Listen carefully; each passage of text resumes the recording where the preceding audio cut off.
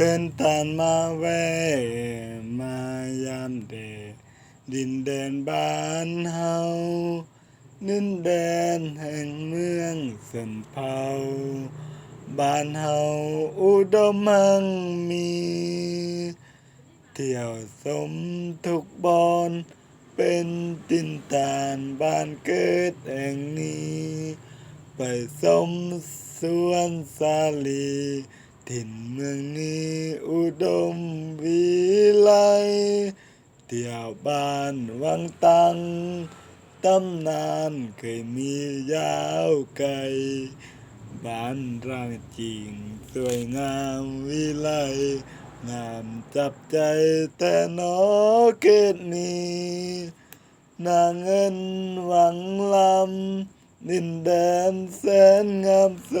ภีพลสวรรค์น้องบัวแดงแห่งนี้แสนสุขดีเมื่อยามได้มาหน้าโฮมหน้าโคงหน้าฟางแผ่นดินงามตาบ้านพูนสวยงามแต่หน้าบ่อยากจากลาน้ำอุ่นแห่งนี้บ้านแฟนจันไตสีวิไลแต่นอเมืองนี้หน้าทองน้ำคอสวยดีบ่อยากจากนี้บวมเล่าฟังใจเที่ยวนำโยนหน้าวางสวยงามจับใจน้ำเมียงก็งามวิไล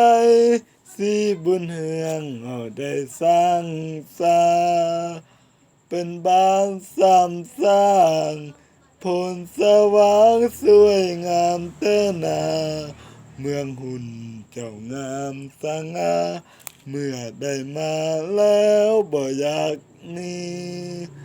เที่ยวเขตผู้แสตาตะแลก็งามวิไลกระตังยานำแห้งสดใสเที่ยววิไลบ่อยากจางนี้น้องลมจอมแรง